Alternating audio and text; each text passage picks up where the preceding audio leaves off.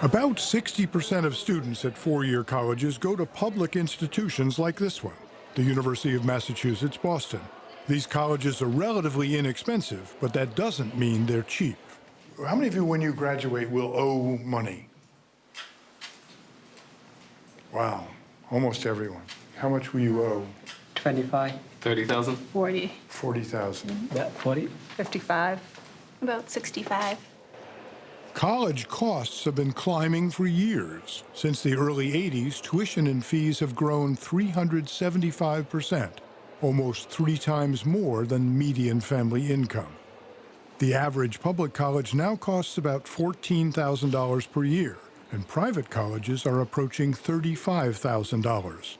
With a deteriorating economy forcing cuts in state spending, the trend is likely to continue. More students than ever are borrowing from federal and private lenders to foot the bill.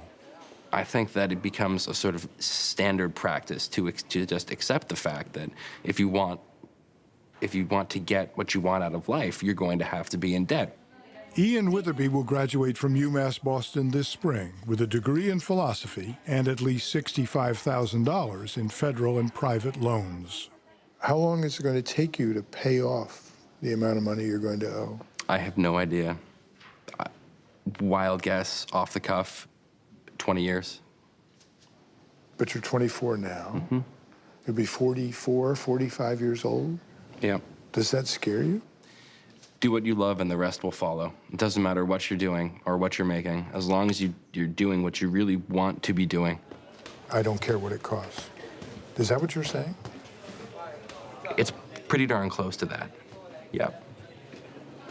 2 years ago, Annabelle Rosario was like Ian Witherby, taking out high-interest private loans to cover the cost of her degree. But after graduating from UMass Dartmouth in 2007, her debt, $67,000, began to take its toll. To make her loan payments, which will soon total about $900 per month, Annabelle works as a high school career counselor and answers phones at a domestic abuse hotline. If she continues to make minimum monthly payments, her debt could swell to over $100,000. What does your mom say? She feels really bad because she couldn't help as much as she wanted to. You know, you have those kids who their parents, they were fortunate enough to have their parents or grandparents pay for their education.